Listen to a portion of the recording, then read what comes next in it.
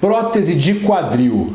Você sabe quais os tipos de acesso cirúrgico que existem? Onde é que corta a pele para fazer cada um deles? Como é que a prótese entra no osso? Como é que ela fica fixa no osso? Qual a anestesia que usa mais comumente para a prótese? E os tipos de prótese mais comum utilizados? Você conhece? Fisioterapia. Precisa ou não precisa? Antes ou depois da cirurgia? Por quanto tempo? Falando em tempo, quanto tempo de recuperação? Pois é, hoje eu vou falar para vocês todos esses conceitos. A gente vai falar hoje conceitos básicos sobre prótese de quadril, o beabá, todo o essencial sobre prótese de quadril. Eu vou fazer um resumão para vocês, para que fique bem conciso e vocês entendam toda a base que envolve uma cirurgia de prótese de quadril. Vem comigo!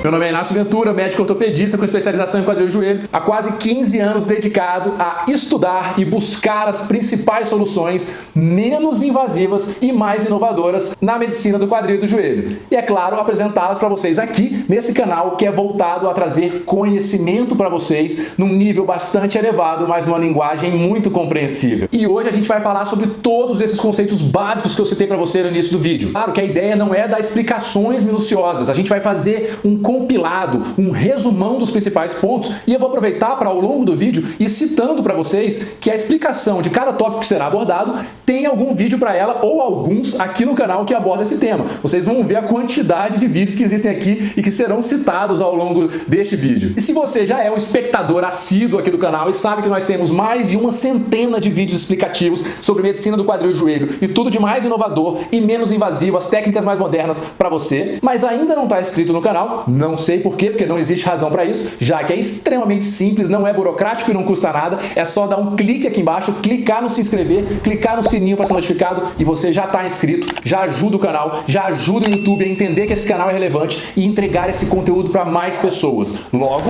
você está ajudando mais pessoas a ter conteúdo sério em saúde e está ajudando essas pessoas muitas vezes a retomarem as suas vidas. Sim, simplesmente com um clique, se inscrevendo no canal, você pode estar salvando a vida de alguém. Não tem jeito mais fácil de espalhar o bem. Se você não está inscrito, então se inscreva aqui. Se você não acompanha o canal ainda, se inscreva também. Eu garanto que você não vai se decepcionar e dê uma passeada aqui no canal para ver mais de 100 vídeos que nós temos aqui postados, todos com informação de qualidade para vocês. Se você também tem interesse em conteúdos mais dinâmicos, em acompanhar o dia a dia, casos clínicos, relatos de pacientes, aí o local para me acompanhar é no Instagram, no @dr.inacioventura. Lá é onde a gente mostra a rotina, o dia a dia, discute caso clínico de consultório, mostra o ambiente cirúrgico, os pacientes colocam alguns relatos dele, vocês trocam experiências entre vocês, lá é muito bacana e é onde eu consigo responder mais diretamente as dúvidas de vocês, especialmente nas questões do direct lá, tá? Então não deixa de me acompanhar também no Instagram, porque você vai ter conteúdos diferentes daqui. Aqui é o lugar de compreensão profunda, vídeos completos, lá dia a dia, bate-papo, interação. Em algum lugar dessa tela, acho que aqui em cima vai ter um QR Code com todos os meus dados. Se você apontar a sua câmera para ele, você vai baixar um cartão digital com todos os meus dados, mas também me encontra fácil digitando Inácio Ventura, quadril e joelho na internet. Você vai ter todos os meus dados, onde eu atendo, telefone de consultório, as cidades onde eu atendo, tudo que você quiser a respeito. Vai ter também links aqui embaixo dizendo isso. Vamos pro vídeo. Como sempre, vamos iniciar dizendo o porquê desse vídeo. Bom, vocês sabem que a gente sempre brinca, nós do Grupo Meu Quadril, que a gente quer formar pacientes especialistas. Ou seja, a gente quer que o nível de conhecimento de vocês seja tão profundo que vocês consigam debater quase que de igual para igual com um profissional da área, que vocês possam conversar com o médico de vocês e entender tudo que vai ser feito pela saúde de vocês. Mas, com muita frequência, eu vejo pacientes que têm um nível de conhecimento muito amplo de detalhes técnicos de uma cirurgia de prótese de quadril, por exemplo, e que não sabem uma coisa básica. Eles se preocuparam muito em entender aquela minúcia e quando foram ver, não sabiam nenhuma coisa bem mais básica, que às vezes era muito mais importante para a saúde dele. Logo, eu me senti estimulado a falar o básico para vocês, porque o básico importa, o básico vale a pena ser dito. E se você compreende bem o básico, você vai entender com mais facilidade todo o restante. Vou dar alguns exemplos para vocês de preocupações que os pacientes costumam ter com detalhes, com minúcias, mas que são muito menos relevantes do que aspectos básicos que este sim tem que ter a compreensão plena disso para você se submeter a uma cirurgia, que é tudo que a gente vai falar aqui. Por exemplo, eu vejo pacientes extremamente preocupados em saber, doutor Inácio, qual vai ser a superfície de atrito da minha prótese, a tribologia? Vai ser cerâmica com cerâmica? Cerâmica com cerâmica importada? É cerâmica com polietileno de última geração? Ele é cross-linked? Ele não é? Sim, detalhes de que a gente discute em congressos, em nível muito alto, tá? Só que esse paciente muitas vezes não sabe qual a prótese vai ser colocada nele. Ele simplesmente elege prótese nacional ou importada, como se só existissem essas duas categorias. Não é. Muitas vezes ele não sabe qual a técnica que vai ser utilizada nele, qual tipo de prótese vai ser colocado. Muitas vezes ele nem escolheu o médico que vai operá-lo. São coisas muito mais importantes e mais básicas para o sucesso de uma cirurgia do que se vai ser cerâmica com polietileno ou cerâmica com cerâmica. Só para deixar mais claro ainda para vocês, eu vou dizer, se eu, Inácio, tivesse que escolher, por exemplo, entre colocar uma prótese no meu quadril com algum dos meus colegas do grupo Meu Quadril, Dr. Davi Guzmão, Dr. Bruno Rabelo, Dr. João Lopo, me operando e colocando uma prótese de metal com polietileno, ou um cirurgião que não seja um bom cirurgião, colocar uma prótese de cerâmica com cerâmica, eu prefiro 1000 vezes, 1000 não, 1 milhão de vezes que algum dos meus colegas me opere colocando uma prótese de metal com polietileno. Porque o fator mais relevante para o sucesso de uma cirurgia é a qualidade técnica da cirurgia, ou seja, depende do profissional que vai operar, e não se é cerâmica com polietileno ou cerâmica com cerâmica. Claro, se for uma prótese de metal com polietileno, de qualidade, a prótese tem que ter qualidade, tem que ser uma prótese que já mostrou que funciona, mas se é metal com polietileno, cerâmica com cerâmica, cerâmica com polietileno, na mão de um bom cirurgião, o sucesso é praticamente garantido. Outro exemplo prático, pacientes me perguntam, Inácio, qual a medicação que eu vou usar para prevenir trombose? Vai ser aquela que aplica na barriga? Vai ser que eu tomo uma vez por dia? Eu não vou citar nomes aqui porque não é o intuito. Ou mesmo, Inácio, com quantas semanas eu vou conseguir fazer o meu agachamento de tal tipo na academia? Gente, mais importante de saber qual medicação vai ser usada para a profilaxia da trombose e quanto tempo você vai demorar para fazer o agachamento, que técnica será utilizada, porque isso vai determinar a sua velocidade de recuperação e que tipo de exercícios você vai poder fazer mais precocemente, o que, aí sim, é a medida mais efetiva para a prevenção de trombose. Fisioterapia e exercício precoce, como vocês veem os pacientes caminhando 3, 4 horas depois da cirurgia, nos casos que a gente mostra muitas vezes, e também vai permitir que você faça exercícios um pouco mais intensos com maior precocidade. Você precisa saber a técnica que será utilizada, o tipo de implante, antes de se preocupar com essas minúcias. E entendam que eu não estou dizendo que não é importante saber essas coisas, saber se vai ser cerâmica com cerâmica. Estou dizendo que antes você tem que saber o básico, para depois se preocupar com isso. É isso que a gente vai mostrar para vocês, vamos começar logo. De maneira bem objetiva, tipos de acesso para prótese de quadril, os mais comumente utilizados, e onde que vai ser o corte na pele para fazê-los, tá? Vamos usar o nosso modelinho para nos ajudar aqui. Então essa é uma metade de uma bacia vista de frente, aqui vocês estão vendo o quadril lá dentro, musculatura, musculatura lateral e aqui a frente do quadril, tá? Aqui é o pé da barriga, o pubis. Aqui, obviamente, está sem a pele. Vou virar de lado o quadril para vocês. E um pouquinho para trás. Dois acessos mais clássicos, mais usados nas últimas décadas. Acesso póstero-lateral e acesso lateral direto. Acesso lateral direto é um corte na pele na lateral da coxa, muitas vezes levemente para posterior, e depois que entra, os cirurgiões fazem um corte nessa musculatura aqui e desinserem parte deste tendão aqui, que é o tendão mais importante da pelve, o glúteo médio. Um dos mais importantes, mas a maioria dos cirurgiões considera ele o mais importante. Então, acesso lateral, corte na lateral da coxa, nesse sentido, um pouquinho para posterior, e dentro, depois que entra, desinserindo a porção anterior do tendão do glúteo médio, um dos tendões mais relevantes da bacia. Essa é uma das razões pela qual eu não gosto muito desse acesso. Vindo aqui para trás, o acesso póstero-lateral, o corte na pele é muito parecido, longitudinal aqui, vindo um pouquinho para posterior, e depois que entra na parte interna, antigamente se desinseria todos esses tendões posteriores, colocava a prótese por aqui, depois amarrava esses tendões novamente. Mais modernamente, muitos de nós utilizamos o acesso póstero-lateral minimamente invasivo, em que você consegue colocar a prótese simplesmente desinserindo este tendão aqui, que a gente chama de tendão conjunto, que na verdade é a junção de 3 mini tendões, vamos dizer. Mas a gente preserva este aqui, que é o piriforme, e preserva este aqui, que é o quadrado femoral. Acessos mais modernos, menos invasivos ainda. Então aqui, ainda aqui olhando de lado, existe um acesso em que nós entramos aqui por cima, tá? Que é o acesso superior percutaneamente assistido. Existe uma sigla aí, um nome comercial, que não cabe a gente falar aqui, mas ele é bem conhecido e é um acesso muito interessante. E vindo para a frente, olha como as coisas ficam mais claras. Parece que eu tenho menos músculo aqui, não é? Na verdade, é porque a gente tem esse espaço entre esses dois grupos musculares muito relevantes que a natureza já fez pra gente. É baseado nisso que o acesso anterior direto foi criado, para utilizar esse espaço criado pela natureza e eu conseguir colocar a prótese por aqui sem desinserir, sem cortar nenhum tendão e nenhum músculo. Nós entramos aqui afastamos aqui e colocamos a prótese pela frente. Acesso anterior direto. Pode ser feito com um corte na frente da coxa reto, longitudinal, é uma técnica mais antiga, ou o que vocês veem muitas vezes, me veem falando aqui, me veem em algumas postagens, um acesso nesse sentido aqui, que é o acesso tipo biquíni, que segue a linha de pele da prega do biquíni, a linha da virilha, e isso faz com que essa cicatriz fique muito mais cosmética e tenha muito mais segurança para a cicatrização. É através deste acesso, tipo biquíni, que nós executamos o acesso anterior eficiente, que ainda tem um plus, ainda tem alguns outros benefícios. Vai ter um vídeo sobre isso muito brevemente aqui, sobre o acesso anterior. Nós temos 5 vídeos aqui no canal destrinchando esse acesso, então vale a pena dar uma passeada depois se você se interessou por esse tipo de acesso. Primeiro tópico, comprido, tá? Tipos de acessos principais e locais de corte da pele. Segundo tópico, qual anestesia será utilizada, Inácio? Bom, a imensa maioria das cirurgias de prótese é feito com anestesia na coluna, na espinha, e é a anestesia que chama raquianestesia, onde a agulha penetra e coloca o anestésico no líquido que banha a sua medula. Logo, você vai ficar com as suas pernas dormentes durante a cirurgia. Isso dá uma analgesia muito boa após a cirurgia e permite que o cirurgião execute com muita tranquilidade a cirurgia e é muito seguro esse tipo de anestesia. Então, a raquianestesia é a anestesia mais utilizada no nosso meio para a cirurgia de prótese. Claro que normalmente associa-se uma sedação profunda, então o paciente estará sim dormindo durante a cirurgia inteira.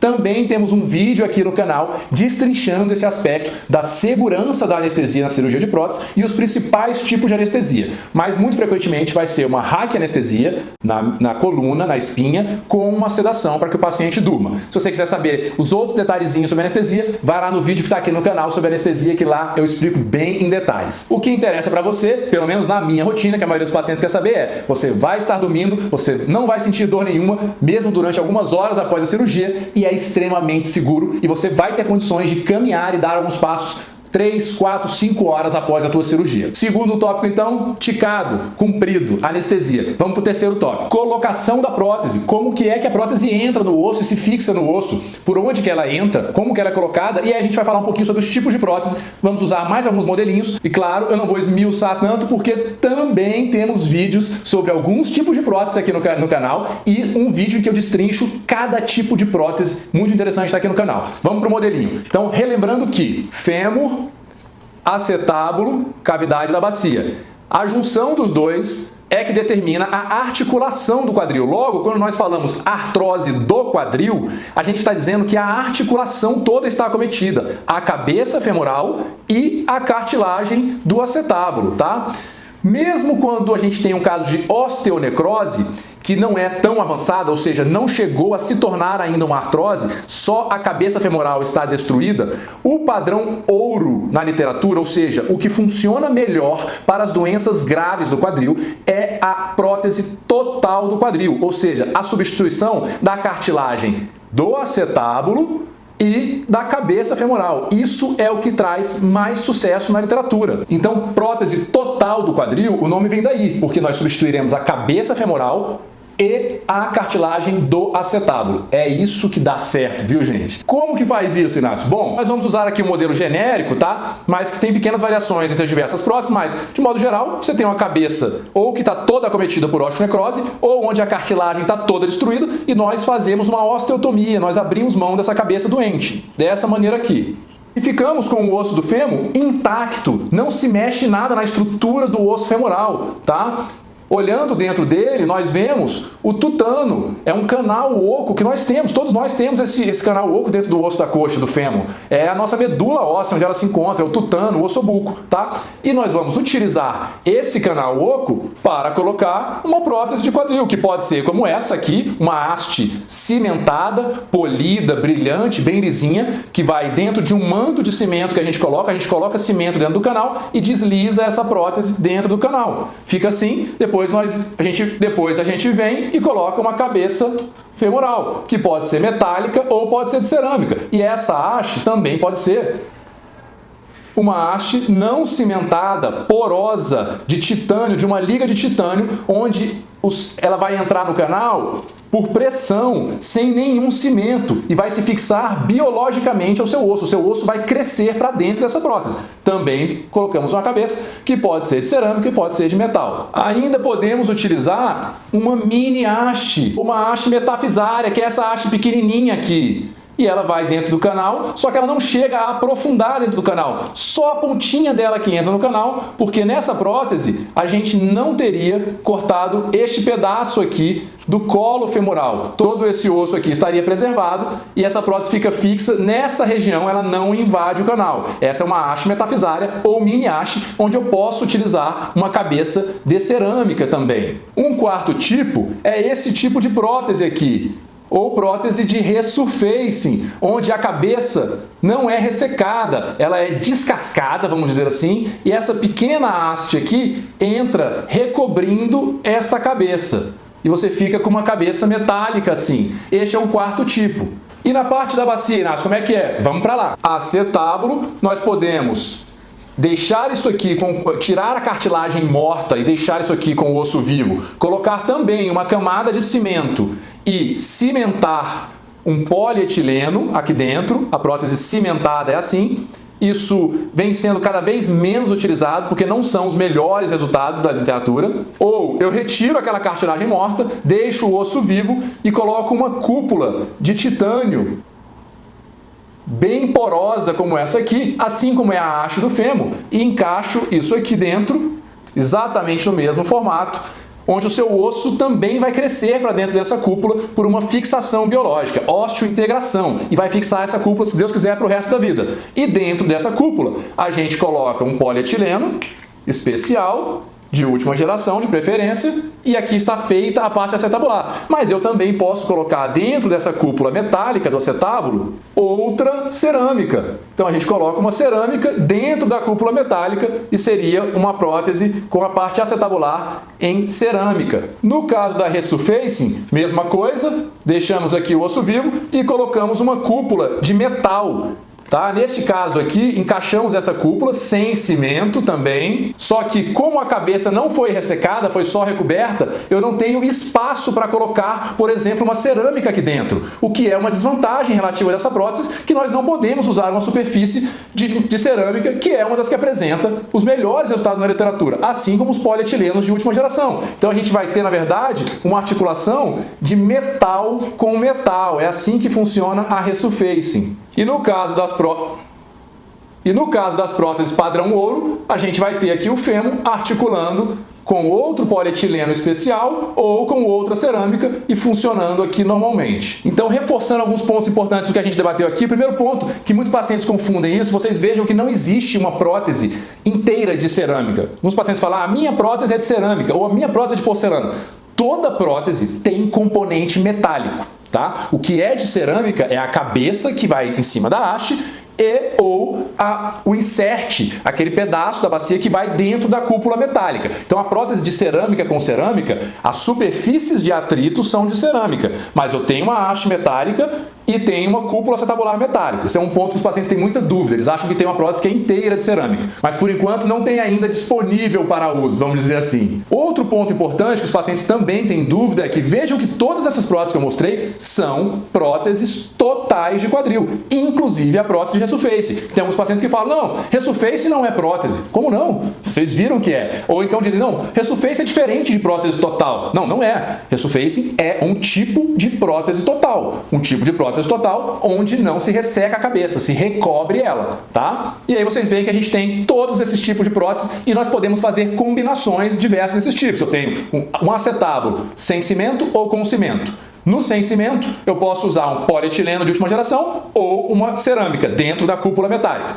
No fêmur, eu tenho uma prótese com cimento ou sem cimento. Da sem cimento, eu posso ter uma haste mais longa, uma haste convencional, tradicional, clássica, ou uma mini haste. E na mini haste eu consigo colocar uma cabeça de cerâmica, por exemplo. Ou eu não coloco haste nenhuma, só aquela micro haste, e faço uma resurfacing, recobrindo a cabeça. No entanto, eu serei obrigado a ter, no caso da resurfacing, uma articulação de metal com metal. Eu não consigo ainda usar uma cerâmica. Eu quis dedicar um pouquinho mais de tempo aqui nesse tópico, porque é um tópico bem complexo, mais técnico, e que eu sei que desperta bastante interesse em vocês. Mas, terceiro tópico então, tipos de prótese e como que a prótese é colocada no osso, ticado, explicado. Antes da gente passar para o próximo tópico, e aí eu já aproveito para dizer para vocês que no final eu ainda vou dar um bônus, vamos dizer, que é falar os números dessa cirurgia. O que essa cirurgia comprovou pra gente já em termos numéricos. Mas antes disso eu queria pedir se você está gostando desse vídeo até agora, não deixa de se inscrever no canal. Dá um clique aqui embaixo, é um cliquezinho, não custa nada, não dá trabalho, não vão te pedir 1 milhão de dados, não tem nada disso, não tem que pagar. É só clicar no se inscrever aqui embaixo, clicar no sininho, pronto, você já está inscrito, você já está ajudando um monte de gente. Claro que você pode ajudar ainda mais, pegando esse vídeo, na hora que terminar, clicando aqui no compartilhar, que é uma setinha que tem assim, e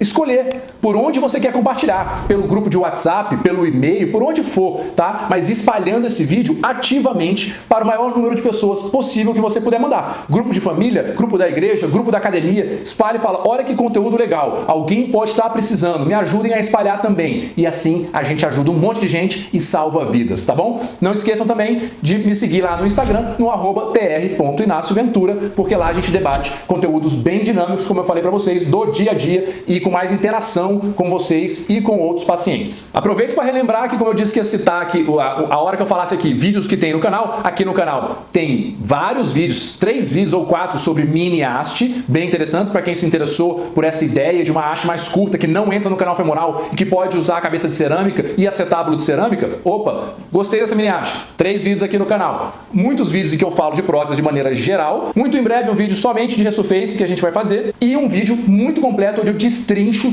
todos os tipos de prótese, até alguns que não foram citados aqui porque eu falo da prótese de revisão, da prótese de dupla mobilidade, da prótese constrita, outras coisinhas aí, tá bom? Vamos para o quarto item de relevância básica, fisioterapia e atividades físicas. Bom, fisioterapia, antes da cirurgia, ajuda, Inácio? Sim. Preciso retardar a minha cirurgia para fazer a fisioterapia e me preparar melhor? De modo geral, na minha visão, não. Então, na imensa maioria dos casos, quando você já tem uma doença com gravidade tamanha, sofrimento tamanho, que justifique uma cirurgia, esperar e empurrar essa cirurgia para frente só tende a te causar mais piora e dificultar o trabalho do fisioterapeuta. Ele não consegue trabalhar muito contigo pelo nível de acometimento que já tem. Então, de modo geral, é melhor você resolver o problema quando já existe indicação ideal, tá, gente? Ressalto aqui. E depois fazer a fisioterapia.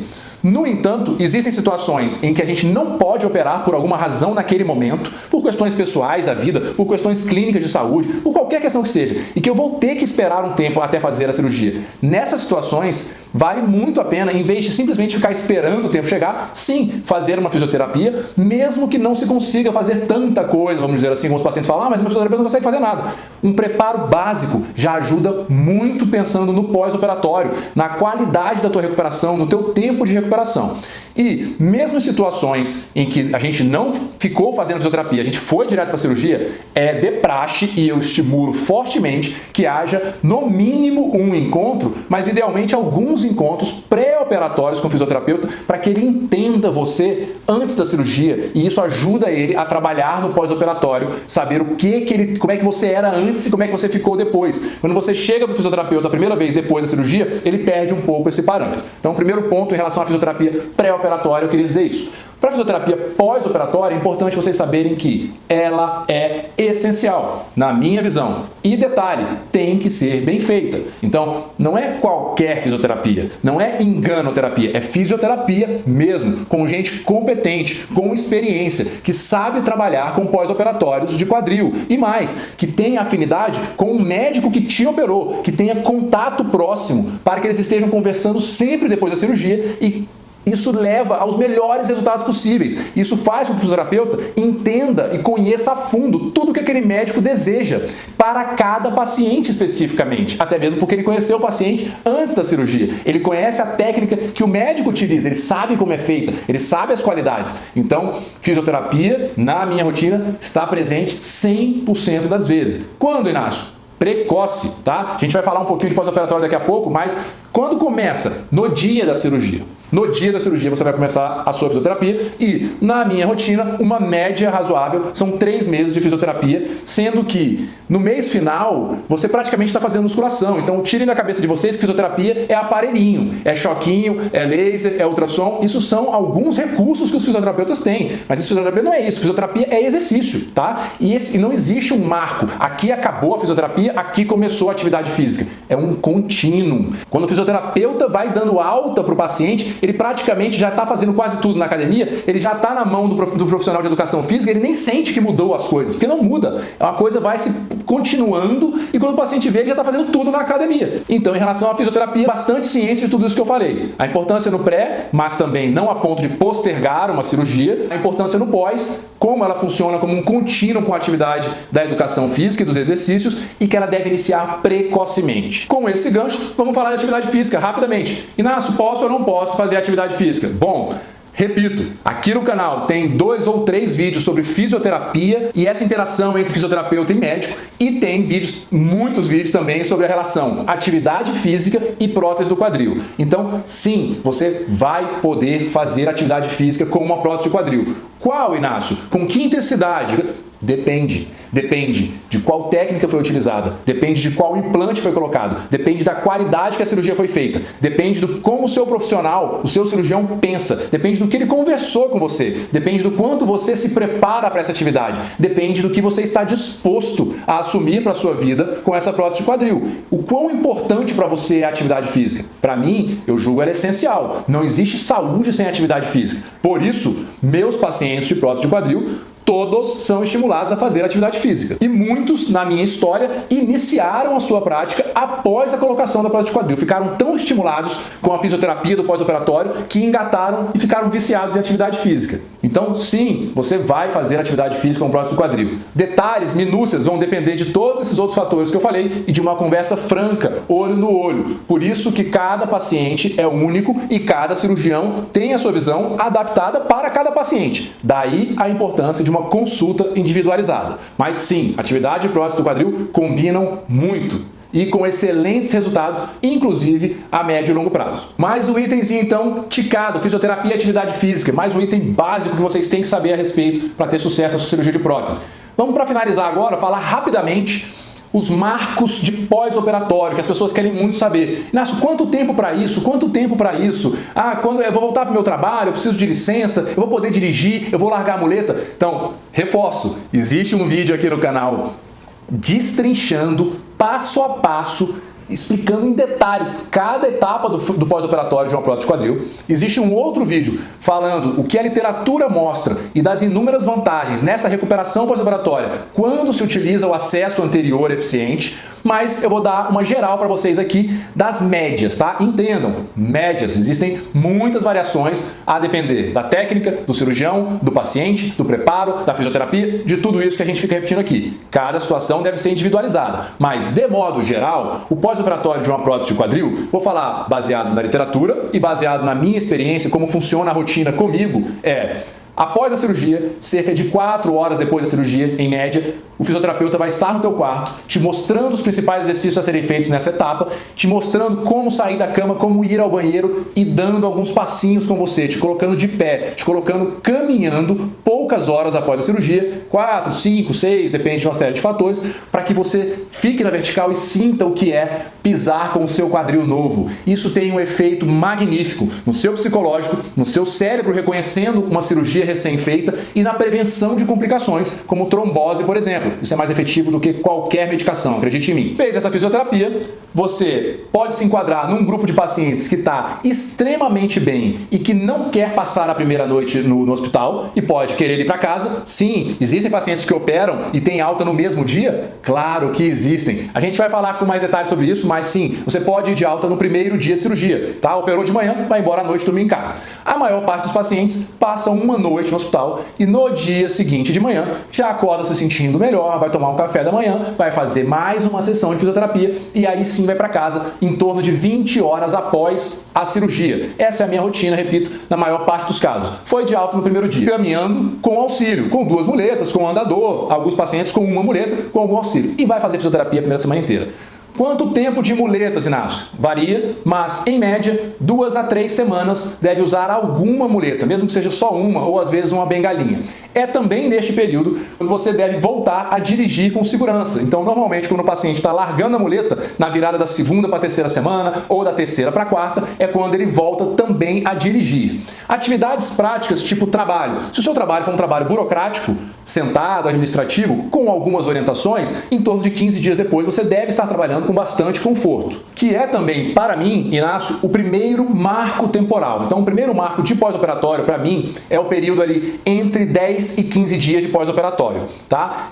O final da 2ª semana. Por quê? Se tudo correu bem até aqui, os pequenos índices de complicação que poderiam existir despencam mais ainda para próximo de 0. Então, se eu já tenho um índice de complicação baixíssimo numa cirurgia dessa, se com 15 dias, 10 dias, 15 dias tudo correu bem, agora esses índices despencaram ainda mais e estão virtualmente 0, alguma coisinha ali. É neste momento que a gente já começa a liberar uma série de coisas, por exemplo, como eu falei, largar as muletas, talvez, para os pacientes que vêm de fora operar comigo, é quando eles voltam para suas cidades, com 8, 9, 10, 12 dias, nessa média de 10 dias, porque já é um período em que a gente está bastante seguro em relação a uma série de coisas. Seguindo isso, em torno do primeiro mês de pós-operatório, a vida já está bem próxima do normal, você já consegue fazer bastantes coisas, você já largou as muletas, você já está caminhando, está sem dor, está sem uso de nenhuma medicação, claro que você vai estar seguindo ainda uma rotina de fisioterapia e vai ter alguns cuidados, mas quem tiver na rua só sabe que você operou depois do primeiro mês porque você parou de mancar ou porque você está com a cara mais feliz e rejuvenescido, como alguns citam, tá certo?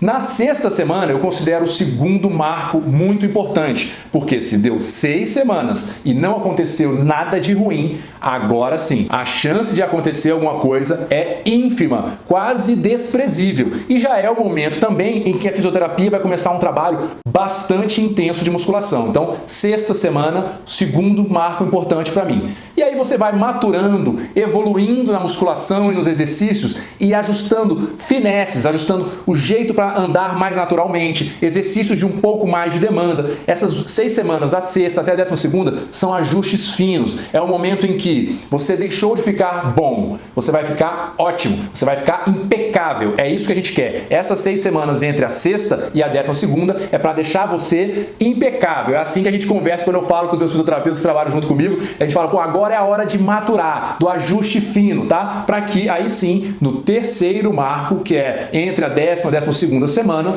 a gente te libere para a vida e você realmente não lembre mais que tem uma prótese de quadril. Muitos pacientes nesse momento falam, ih, doutor, já nem lembrava, às vezes eu nem lembro mais que eu operei, às vezes eu estou fazendo alguma coisa, alguém da minha família chama atenção. É neste momento, com 3 meses, que o processo de osteointegração da prótese não cimentada, por exemplo, está praticamente completo, que todos os tecidos moles já estão cicatrizados e que você já está num nível muito avançado de atividades físicas e exercícios da reabilitação. Então, é uma alta parcial que a gente dá. Por que parcial, Inácio? Na verdade, é uma alta, tá? Você vai viver a sua vida. Mas, como você vocês sabem, que eu reforço muitas vezes aqui, meus pacientes eu não abandono nunca. Então é um casamento que nós nos veremos com regularidade até o resto de nossas vidas, ou da minha ou da de vocês, pelo menos uma vez ao ano. Eu gosto de ver uma avaliação radiográfica e bater um papo com meus pacientes para a gente ir acompanhando a evolução dessa prótese. Então é mais ou menos assim o pós-operatório simplificado de uma prótese de quadril. Mais um item ticado aqui com sucesso, então eu acho que com esse a gente encerra os principais elementos básicos para a compreensão de uma prótese de quadril e num nível bem profundo. Assim, eu não me dediquei a explicar em minúcias, mas eu acho que se vocês gravarem esse vídeo aqui, vocês estão muito bem esclarecidos para tomar as melhores decisões a respeito da saúde de vocês e para até aconselhar outras pessoas, espalhar o vídeo e falar: olha aqui, esse aqui é o compilado sobre prótese de quadril.